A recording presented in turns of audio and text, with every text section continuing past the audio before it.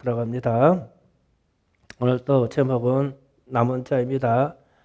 남은 자인데 이 남은 자의 특성은 오늘 12절에서 보니까 성도들의 성도의 인내가 있어야 되고 그들은 하나님의 계명을 지켰고 세 번째로 예수에 대한 믿음을 가진 자다. 요 세 가지를 갖춰야 말세에 남은 자의 삶이 될 것이다 라는 뜻입니다. 그러면 말세에 남은 자의 삶은 무엇 때문인가 인내를 해야 될 일이 생길 것이고 말세에 남은 자의 삶은 하나님의 계명을 지키기 힘들 것이고 말세에 남은 자의 삶은 예수에 대한 믿음이 흔들릴 것이다. 요 세 가지를 행동으로 믿음으로 보여줄 때가 올 것이다. 좀 그 얘기예요. 그러면은 좀 심각해지죠. 그래서 이런 말들이 말로 하기는 쉽지만 행동으로 하기에는 상당히 어려움이 있어요. 그래서 지혜롭게 깨어 있을 필요가 있어요. 그래서 우리가 말세를 살아가는 지혜를 구해야 되고 믿음의 강건함을 구해야 되기를 그렇게 원합니다. 성도의 인내가 왜 인내가 필요하냐면 새 천사가 전하는 말 속에 있어요. 앞에 첫 번째 천사가 전하기를 6절부터 보면 6절, 7절까지 첫 번째 천사가 이런 말합니다. 다른 천사가 공중에 날아가는데 땅에 거주한 자들 곧 모든 민족, 종족, 방언, 백성에게 전할 영원한 복음을 가졌더라. 영원한 복음이라는 것을 각인시키세요. 영원한 복음을 가졌더라. 그가 큰 음성으로 이르되 하나님을 두려워하라. 각인시키세요. 하나님을 두려워하라. 그에게 영광을 돌리라. 그에게 영광을 돌리라. 이거 기억하세요. 그리고 이는 그의 심판의 시간에 이르렀으니라. 심판이 가까웠다. 하늘과 땅과 바다와 모래의 그늘을 만드신 이를 경배하라 하더라. 아멘. 자, 이 천사가 이 문제 때문에 인내가 필요하다라고 지금 말하는 거예요. 영원한 복음이 뭘까라는 생각해야 돼요. 이 천사가 지금 말하기를 하나님을 경외하고 경배하라. 그런데 예수 이후에 전 세계 민족, 종족, 방언, 백성에게 이미 복음이 전파됐는데 주 예수를 믿으라. 그러면 구원을 받을 것이다. 그런데 이 복음이 편만하게 다 이 전파가 됐는데 거기에다가 푹 찔러서 영원한 복음을 가졌다 그랬어요. 그럼 도대체 이 영원한 복음이 뭘까? 무엇을 말씀하시는 것일까? 복음을 전할 마감 시간이 가까웠다. 이 말은 뒤에 이어지는 말 곧바로 심판의 시간이 왔다. 그 말을 하려고 그러는 거예요. 예수를 믿어라. 지금은 예수를 믿어라. 그런데 이 말조차도 마감 시간이 가까웠다. 그러면 주님이 재림하시고 이 땅을 심판할 것이다. 영원한 마지막 복음이 될 것이다. 그러면 복음을 전할 마감 시간, 심판이 가깝다는 뜻인데 창세기에 영원한 복음이 마감 시간이 가까워진다. 그러면 이때가 되면 무슨 일이 생기느냐? 그러면 7절 말씀처럼 하나님을 두려워해야 되고 그에게 영광을 돌려야 되고 그리고 창조주 하나님을 경배해야 된다. 밑에 창조주 하나님에 대한 얘기가 나왔어요. 그런데 세상은 이것을 반대로 할 것이다 라는 거예요. 그러니까 세상은 타락된 교회는 하나님을 두려워하지 않을 것이요. 세상과 타락된 교회는 하나님께 영광을 돌리지 않냐고 그 영광을 사람이 찾아낼 것이요. 자기를 내세우게 될 것이고 창조주 하나님을 기억하지 않을 것이다.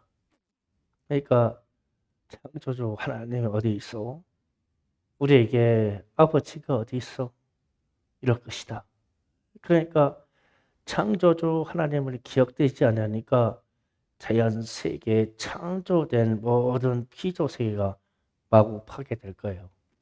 자연 세계가 많이 파괴될 것이다. 창조주 하나님을 인식하고는 이렇게 해서는 안 될 이들이 있을 것인데 그를 마구 저질 것이다. 그러면은 세상과 더불어 이미 타락한 교회는 막 그쪽으로 달려가면 하나님을 인식하는 사람, 마지막 복음 심판 때가 다가왔구나 하는 사람들은 하나님의 심판이 두려울 것이고 그 일을 통하여 사한 자와 죽은 자를 심판할 것인데 이 일을 통하여 반드시 하나님이 영광 받으실 것이다. 그리고 심판할 때와 시와 장소 모든 것에 대해서는 하나님 아버지 창조주 아버지만 아실 것인데 그것을 세상은 잊으려 할 것이다. 그래서 하나님을 알아가는 사람은 알아갈수록 마지막 때 시간이 두려워지는 거예요. 그래서 인내가 필요해요. 하나님은 반드시 계십니다. 주님은 성경에서 누누이 말씀하셨듯이 다시 오십니다. 다시 오셔서 그분은 우리가 신앙의 고백에서 드린 것처럼 산 자와 죽은 자를 심판하실 것입니다. 죽은 자도 다 일으켜서 심판하시겠다는 뜻이에요. 그러면 그러한 역사들이 일어날 때 우리는 그 시간에 임박하면서 갈 때까지 우리의 믿음의 신앙생활을 인내해야 된다. 참아야 될 일이 많을 것이다. 그래서 여러분이 깨어있어 이것을 준비해야 된다는 겁니다. 그 다음에 두 번째 인내 상황을 두 번째로 말합니다. 8절에 또 다른 천사가 곧 둘째가 그 뒤를 따라 말하되 무너졌도다 무너졌다 큰 성 바벨론이여 모든 나라에게 그 음행으로 말미암아 진노의 포도주를 먹이던 자로다. 아멘.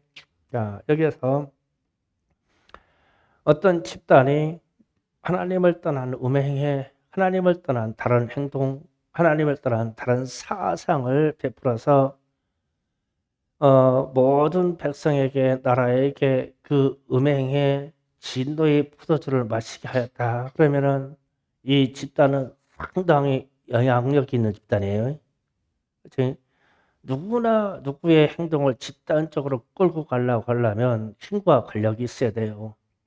우리 소수민의 이야기가 아니에요. 그런데 이 집단을 철저하게 타락된 교회를 봅니다. 타락된 교회를 봐요. 이 큰 성 바벨론을. 그러면 말세가 다가오면 교회들의 타락이 나타날 것이고 주의 종들의 타락이 나타날 것이다. 목사들의 타락, 장로들의 타락이 나타날 것이다. 그래서 타락된 사람들이 연약한 사람들을 지도하니까 우상 숭배가 그리고 짐승에게 속했던 귀신에게 속했던 희부지 돼요. 가르침이 그러니까 그러면은 연약한 사람들은 이유도 뜻도 모르고 막 따라가 이 집단을. 그래서 진노의 포도주를 마시게 했다는 거예요. 그냥 말세에 이르면 교회의 타락이 올 것이고 그것도 심각하게 올 것이고 주의 종들의 타락이 심각하게 올 것이다. 목사들의 타락, 직분자들의 타락이 심각하게 올 것이다. 그러면 이때에 인내해야 할 상황이 생길 것인데 깨어있는 영혼들이 기도하고 말씀으로 바로 살아가는 영혼들이 교회를 분별해야 되고 역으로 저 목사가 맞냐 안 맞냐를 판단해야 할 시대가 올 것이다. 그러면 평신도인 여러분이 얼마나 깨어 있어야 되겠어요. 만약에 여기에 서 있는 충성교회 담임 목사인 제가 그런 역할을 하는 존재라면 여러분은 전체가 다 불쌍한 존재 아니에요? 같이 망하니까. 그래서 말세에는 진짜 참된 목자요, 참된 교회요, 참된 목사를 만나기가 힘들 것이다. 그래서 제가 이런 말씀을 전하면서도 제가 무수히 기도하는 내용 중에 하나예요. 주님, 주로 말세를 분별하게 없어서, 말세를 분별하게 없어서. 제가 목사이면서도 세상에 나가 혹은 교단이라는 데 나가 진짜 사기꾼 같은 목사들 많고, 차라리 그냥 무슨 목사님 하지 않고 그냥 무슨 사장님 그랬으면 좋을 사람 많아. 진짜 많아. 그런데 여러분의 눈에는 그게 쉽게 보이겠냐고.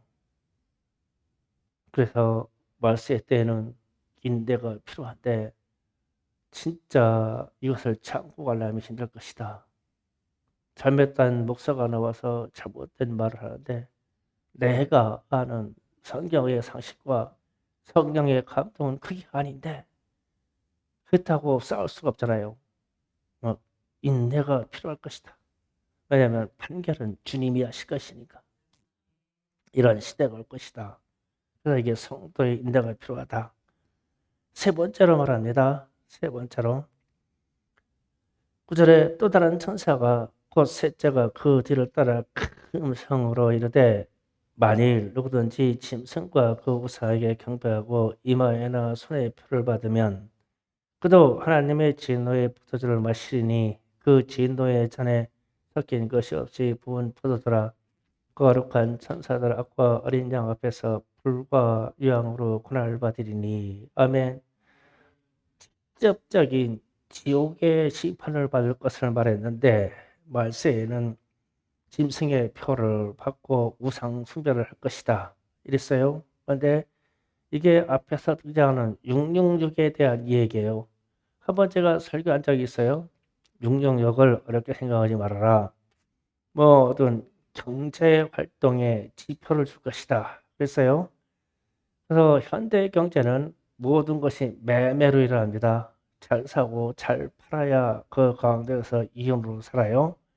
그런 형태로 나타나는데 정부에서 국제기관에서 인정한 자만 매매하고 팔게 되면 이 사람들이 그 돈을 벌게 될 것이다. 그런데 이 사람들은 표를 받아야 돼. 인식을 받아야 되고 자격이 돼야 돼. 그 일을 하려면. 그렇게 해서 일부만 그 자격을 갖게 되면 어마어마한 갑부들이 나올 거예요. 지금 전 세계적인 재벌이라고 하는 한계가 인간 개인이 다뤄야 할 돈의 이상을 넘어갔어요. 막 몇 조 원, 막 몇십 조 원, 막 이런 얘기 하잖아요. 상상을 초월하는 금액이 되는데 이들에게 굴복해야만 먹고 살 일이 생길 것이다라는 거예요. 그런데 지금 우려하고 있는 내용 중에 한 가지가 2030년까지 10년밖에 안 남았어요. 2030년까지 전 세계 경제 통합을 한대요. 그게 FTA 이야기예요. 유엔에서 주도해서 이것을 만들어 갈 것인데 여기에 가입돼서 세금을 내는 사람들 외에는 국가 외에는 무역이나 모든 거래가 중지돼요. 제외됩니다. 그래서 우리나라가 FTA에 가입하려고 미국하고 호주하고 혹은 중국하고 계속 이 유럽 연합하고 FTA를 계속 체결해가는 이유가 이거예요. 우리가 공산품이나 핸드폰이나 전자제품을 팔아서는 먹고 살 수 있는 일이 생기는데 우리나라 인구 가지고 이 땅에서 농산물을 생산해서는 우리가 수급이 안 돼요. 특히 용주 고기는 우리나라 생산량 가지고 아주 어린 반쪽도 없어요. 미국산이나 캐나다산이나 호수산이 들어와야 돼요. 돼지고기 같은 경우는 노르웨이산이나 덴마크산이 들어와야 됩니다. 그냥 못 먹고 살아요. 대신 그 나라에 가서 우리는 핸드폰을 팔으면 돼요. 이게 FTA 정신이에요. 그러니까 거래표는 이미 국가 간에 체결됐죠. 우리는 이거 팔 테니까 넌 이거 줘라. 매매예요. 이게 형성이 될 것이다. 그런데 2030년까지 모든 정보통신과 더불어 모든 경제통합이 일어날 것이다. 지금 전 세계 지도자들이 이걸 시도해가고 있어요. 그러면 먹고 마시고 입고 잠을 자고 하는 것이 하나님의 은혜로 인한 것이냐 세상이 주는 것이냐라는 질문을 던지는 거예요. 그렇게 되면 세상이 주는 거죠. 그런데 우리는 보이지 않는 하나님의 역사가 이 창조 세계를 통하여 공기며 물이며 먹고 살라고 하는 우리의 욕망의 일이 아닌 문화의 수산이 아닌 그 외적인 것으로 먹고 살 수 있는 게 어마어마하게 공짜로 있는 게 많아요. 공기며 물이며 이 자연 세계에 존재하는 모든 것을요. 그래서 그 거대한 그림을 보고 내가 사는 이유와 내 사는 힘은 하나님이 공급하시기 때문에 삽니다. 우리는 이렇게 가야 돼요. 이게 맞는 답이에요. 그런데 세상을 돌아보면 사고 팔고 매매하는데 어떠한 단체나 이후에 세금을 냈다든지 등등의 이유가 아니면 매매하지는 못하게. 그것도 지금은 얼굴 인식, 눈에서 있는 홍채 인식, 유전자 인식까지 돼가지고 특수 매장에 들어갈 때는 다 확인돼. 우리 저기 톨게이트 통과할 때 그 막 무조건 달리면 그냥 조금 있다가 정상적으로 결제되었습니다 이러네. 정상가 말해 뭐. 그것도 뭐 이제 나오면은 또 그 선을 하늘색 선을 타고 나오면은 그 바로 또 얼마 7,200원 정상적으로 결제되었습니다 이러네. 난 그냥 고칼로 놓으시면 어떻게 하는지 몰라. 분명히 나는 돈을 내고 가스돈을 받아야 되는데 다 인식한다. 그러니 이게 사고 팔고 하는 게 그렇게 얼마이기 어떻게 될 것이냐? 그거로 통치수단을 삼으면 어떻게 될 것이냐? 앞으로 10년 내로 이 체제를 전 세계가 다 만들 것이다. 그래서 지금 이 코로나 사태 때문에 비행기 참 많이 안 뜨죠. 앞으로 딱 뜨면 비행기 전 세계 비행기가 날고 뜨는데 완전 통치 시스템이 완성될 겁니다. 이 기간 동안. 지금 전 세계에서 이 작업을 해요. 그러니까 그냥 놔뒀을 때는 언제 이상범 장로님이 미국에 있는 항공우주국에 있는 그 항공 사진을 저한테 보여준 게 있어요. 비행기들이 날되게 막 공중에 거미줄처럼 얽혀 있습니다, 이게. 그런데 이게 딱 질서가 세워질 거예요. 지금 비행기가 안 뜰 때 이미 이 항공업자들은 이거 작업하고 있어요. 그래서 새로운 항로의 질서가 생길 겁니다. 그렇게 해서 이렇게 통째가 들어올 때 나는 하나님으로 산다. 내 생명은 주께 있다. 나는 가난하도 좋다. 어쩌면 지금 좀 가난의 훈련을 좀 해야 될지 몰라요. 그래서 제가 중고등부 학생들 잘 들어라. 지금부터 얘기하는 게 심각한 문제를 얘기한다. 우리 중고등부 학생들 쟤들을 보면 열념되는 게 이거예요. 쟤들 핸드폰 없으면 살 수 있을까? 핸드폰 없으면 살 수 있을까? 뭐 제가 가본 거 있잖아요. 구매해야 되는데 나는 시장 가서 상인들에게 물어서 사야 되겠는데 방목사한테 얘기하면 돼요. 그냥 설명만 하면 돼요. 야, 이렇게 생겨서 이런 정도를 쓸 수 있는 이런 물건이 없겠냐? 편의점 없겠냐? 그러면 핸드폰 곧바로 막 눌러가지고 어떻게 들어가가지고 하면은 다 찾아내요. 난 신기해 난. 아주. 그래서 핸드폰 없이 살 수 있을까? 먹는 거, 쓰는 거, 아이디어를 가지는 거 모든 제품이 핸드폰으로 다 구매해버려. 응? 그러고 나서 또 생각하면은 쟤들 전기 없는 세상에 좀 살까? 전기. 뭐든지 지금 전기가 돌아와서 꼽으면은 전기를 내가지고 그 에너지가 모든 활동해가지고 다 돼요. 전기 없으면 쟤들 살까? 그런 생각도 안 해봐, 쟤들은. 이 전기는 당연히 있을 것이니까. 그러면 물이 없는 데 갔다 오면 쟤들이 살아나올까? 물이 없는데. 불이 없는데 가서 살아나올까? 성미야, 또 일어나봐. 돈 없이 살 수 있겠니? 돈. 이야, 믿음 좋다. 돈 없이 산대. 앉아. 이야, 믿음 좋아. 돈 없이 산대. 어.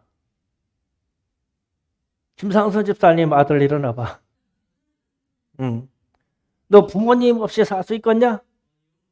이야, 저런 믿음이라고 참. 앉아. 다 공급해 주니까. 근데 나는 내 나이 때쯤 됐을 때 그랬다. 나 부모님 없이 살 수 있다고 그랬다, 나는. 그러니까, 그래서 제가 그런 생각이 있어요. 강원도에 있는 우리 목사님한테 그 태백산 쪽, 그쪽 삼척, 그쪽에 산골에 집만 있고 전기도 없는데 그런데 좀 공터에 있는 집 없냐? 그래가지고 우리 애들 데리고 방학 때 그걸로 3박 4일 수련회 들어가고 싶어서 아무것도 없어. 우물도 하여튼 계곡 가서 물을 파서 스스로 정화해야 돼. 불도 없어. 야, 잘 들어. 학생들 불도 없는데 거기 가서 라이트하고 아무것도 없어. 하여튼 돌멩이 뚫려서 불을 붙여야 돼. 물론 전기도 없어. 그런 수련회 한번 해보자. 야, 태영아, 에이? 그런 수련회 해보자. 우리는 하나님만 있고 내게 있는 이 체력과 내겐 정신력만 있으면 내가 살아날 수 있다. 외국 들어갈 때는 인스턴트 식품을 절대 가져가지 못한다.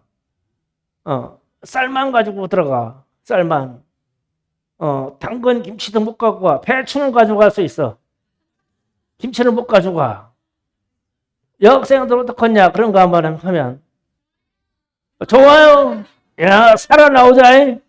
하여튼 막 쥐 잡아먹고 뱀 잡아먹고 막 다 잡아먹고 나오자고.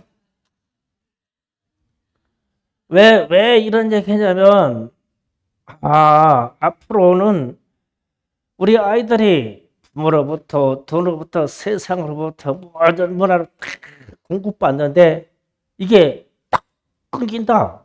그럼 어쩔까? 나는 장담 안 먹었는데 나는 살아남아요. 근데 우리 애들 박목사부터 그 이하로는 나는 걱정돼요. 부활할 수 있을까? 이 눈이 우리 허리까지 쌓여도 우리는 거기서 얼어 죽지 않고 단잠 자고 나오는 방법을 알아요. 쟤들은 1시간 내지 2시간 내에 다 얼어 죽어. 알아주는 방법을 알아 우리는. 그래서 이런 거를 해서 좀 공부하는 것뿐만 아니라 세상으로부터 단순하게 전기만 없어도 살지 못하는 세상이 됐는데 그거 없는 세상에 좀 잠깐 갔다 오면 저들에게 마음의 변화가 어떻게 생길까? 세상은 모든 것으로 통치해가지고 공급해 주니까 나한테 복종하라 할 것인데 그랬을 때 이때 공급해 주니까 나에게 복종하라 이것을 딱 들이대서 하나님과 들이대요. 내게 복종하고 뭘 것 써다갈래? 그래 하나님 믿는다고 해봐라. 그게 생겨나. 하나님이 창조주 하나님이 순식간에 이 공기 중에 있는 공기의 프로테지만 퍼센트만 바꿔버리면 다 죽어버려요. 산소의 농도를 탄소의 농도로 바꿔버리면 다 죽어버렸습니다. 특히 수소 같은 거 발생시키면 다 죽어요. 그런데 인간 세상은 우리가 만든 모든 복지나 문화 가지고 영영 산다고 그러죠. 이랬을 때 인대가 필요한 시대에 올 것이다. 하나님을 선택하기 위해서 요 남은 자의 세상으로 들어가야 된다. 그러면 이런 천사가 하는 말, 첫 번째, 두 번째, 세 번째 천사가 하는 말을 통해서 이런 환경이 오면 하나님의 계명을 지키는 것이 쉽겠냐는 거예요. 하나님이 명령하신 걸 지키는 것이 쉽겠냐. 그래서 이때에는 하나님의 계명을 분명히 지금 12절에 하나님의 계명을 거론했어요. 하나님의 계명을 지키려고 하면 이런 시대가 오면 성령의 강권하심과 도우심이 없이는 못 살아요.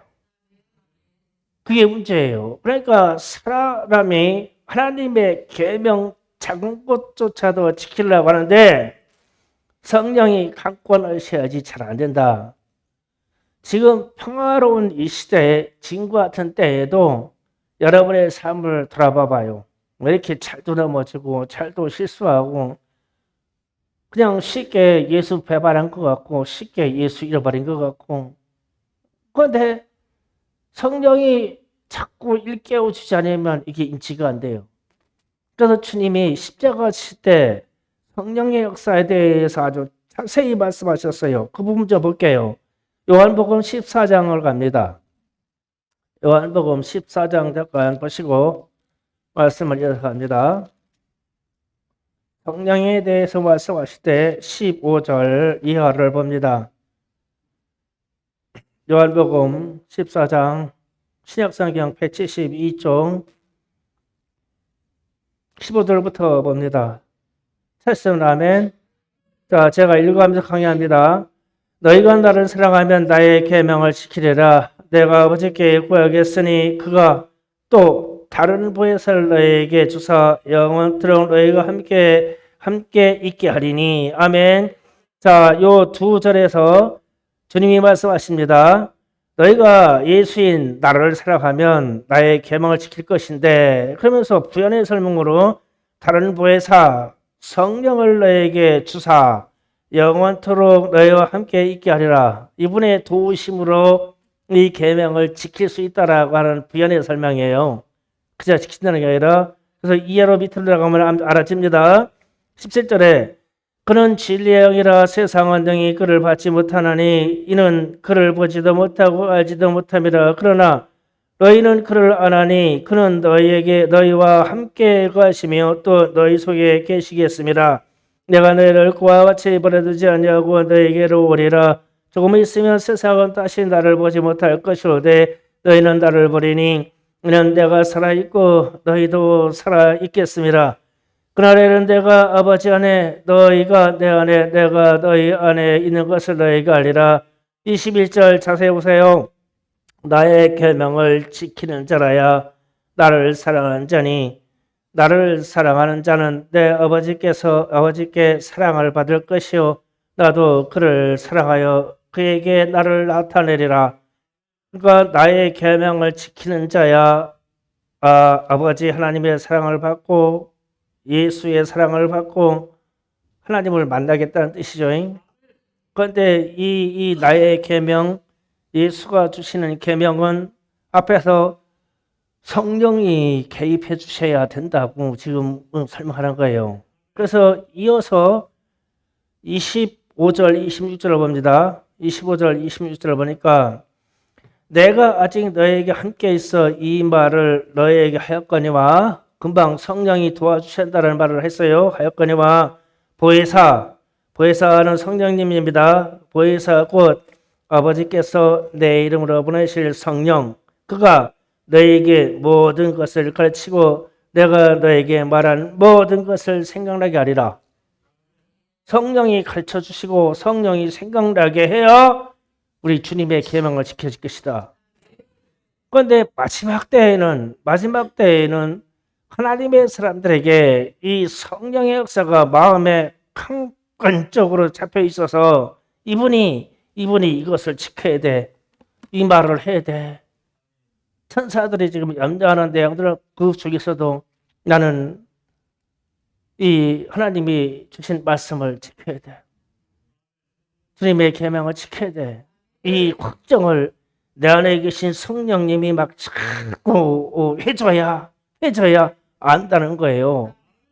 그래서 제가 새벽이나 이럴 때 수없이 묵상하면서 하는 기도가 이런 내용입니다.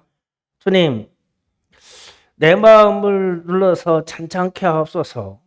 그러니까 내게 인내를 깨트리는 분노가 올라와요. 그러면 주님, 내게 이 올라오는 분노를 눌러 나를 잠잠케 해주세요. 이게 누가 절로 나와요. 그러면서 요새 시편 강의를 계속 하는데 시편에서 나오는 시편 기사들처럼 환난과 핍박 속에서 주를 찬양하게 하옵소서. 내 마음이 아프고 내 마음이 괴로울 때 시편 기자들처럼 찬양 좀 하게 해주세요. 이게 성령의 도우심 때문에 구하는 거예요. 또 욥의 인내를 통하여 모든 인생의 결과가 주께 있음을 알게 하옵소서. 욥기를 보면 욥기가 많은 고난을 통해다가 나중에 끝에 가서 자녀도 배로웠고 재산도 더 배로웠고 또 평강의 삶으로 살다가 주께로 들어갔더라 이러면서 그때부터 욥이 오직 주님이 결정하시는 결과만 인생의 결과만 봐요. 모든 것이 주께 있다. 주님의 나라가 있다. 하나님의 나라가 있다. 그러니 내가 그리로 가야 된다.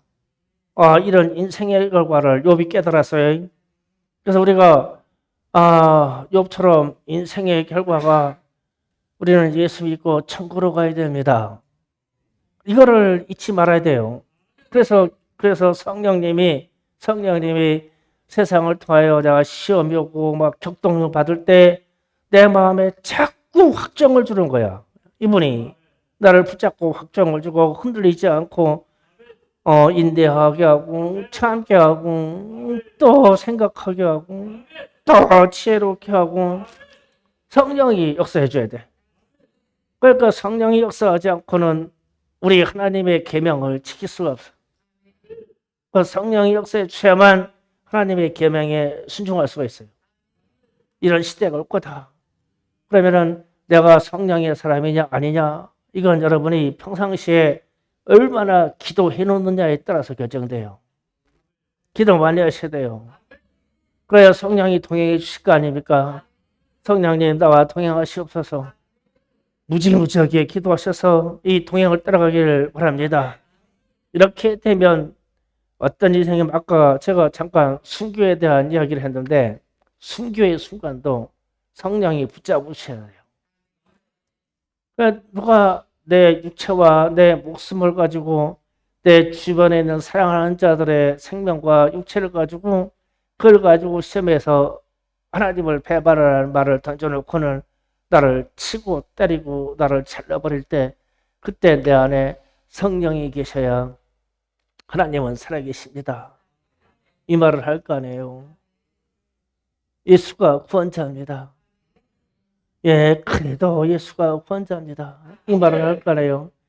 어떤 일제시대 때 우리 선배 목사님 중에 어떤 분이 자기가 마음 약하고 육체에 고통이 들어오는 것에 너무 연약한 걸 알아. 자기가 약한 걸 알아. 그래가지고 그전에도 일본 순사들한테 잡혀가지고 고무를 바꿔가지고 막 매질을 하는데 뭐 매질을 하면 뭐 보통 매질 하겠어요? 예수 교회 버리고 예수 부인을 하고 때리는 건데 그래서 그랬대요. 하나님한테 하나님 제가요 매 맞을 때마다 나 약한 거 알잖아요. 그러니까 비명소리 나오지 않고 나 때리면 뗄 때마다 비명소리 대신 예수로 바꿔주세요.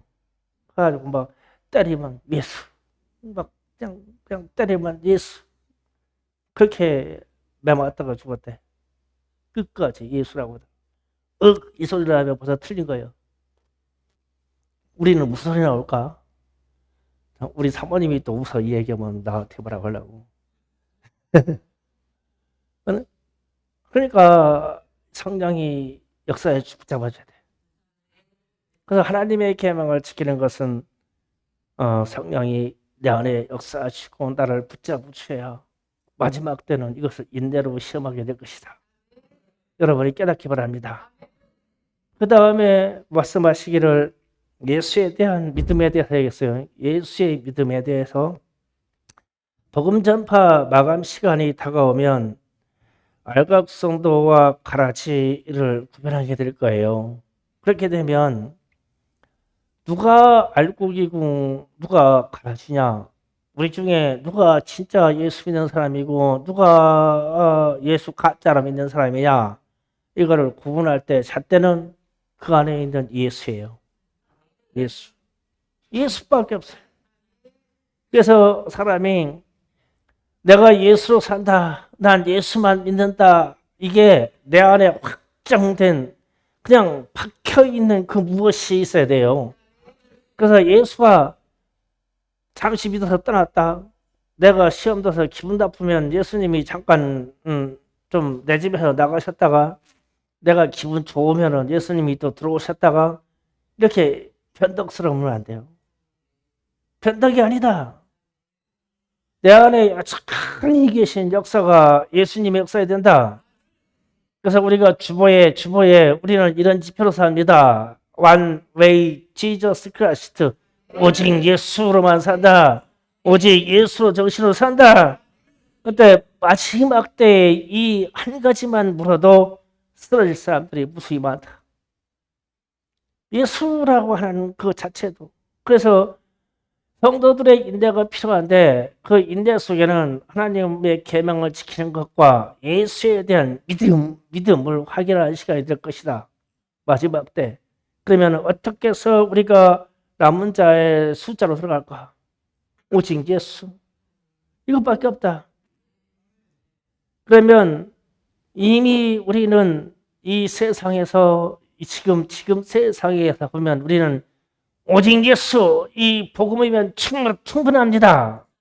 이런데 이 말 해보세요. 우리는 예수 하나로만 살아도 충분해요. 그런데 세상에 가서 내가 이 말 해보세요. 난리나요. 난리나. 언론이 그다음에 주변에 있는 모든 사람들이 내게 가까이 있는 자녀도 남편도 나 예수로만 살 거야. 그러면은 온갖 사건, 온갖 말을 꿰어서 그래 네가 예수로 살 수 있냐 한번 해보자. 그러지 않겠어요? 세상이 그래요. 최원종 권사님 그렇죠? 예수로 살라니까 참 힘들죠. 힘들어. 그러면 지금부터 조금 앞으로 가는 5년이나 10년 후에 세대로 가보세요. 어떻겠어요? 더하면 더하지 줄어들지는 않을 거예요. 말세로 가는 현상이니까. 그래서 우리가 오늘 말씀처럼 마지막 때에는 성도들의 인내를 통해서 남은 자를 가릴 것이다. 그런데 이 인내 속에서 저가 하나님의 계명을 지키는 것인가? 저가 예수에 대한 믿음을 가졌는가? 이것을 확인할 것이다. 누가? 세상이 확인할 것이고 주님이 재림하신 주님이 확인할 것이다. 그러면 이 확인할 때에 확정을 받아야 내가 남은 자 속에 들어가요. 그래서 지금은 아직까지도 시간이 있어요. 앞으로 얼마간의 시간이 있을지는 몰라요. 아직까지도 시간이 있어요. 빨리빨리 전도하시고 빨리빨리 내 주변 사람들 전도해서 하나님의 사람 만드시고 이 다음 세대를 위하여 반드시 우리 어린이들 전도해서 빨리빨리 세워놔야 돼요. 지금 제가 막 이 전도사님, 부목사님 막 부탁하는 거예요. 애들 어린이들을 모르는 얼굴 좀 들어와라. 왜 이렇게 급하냐? 여러분은 잘 모르는데 제가 목회자들 모임이나 이런 데 가보면은 출애학교가 없어가지고 아무것도 못해. 출애학교 없으니까 당연히 교사도 없고 교사도 없으니까 교사를 양육할 필요도 없고 진짜 뭐라고 할까 막 싹 다 없었어요. 막 교회마다 난리. 그래가지고 막 우리 식당에 목사님 오시잖아요. 그러면 우리 애들 그 토요학교 활동한 막 애들 사진 있잖아요. 우리 페이스북에 막 애들 사진 올잖아요. 그러면 막 그거 신기하대.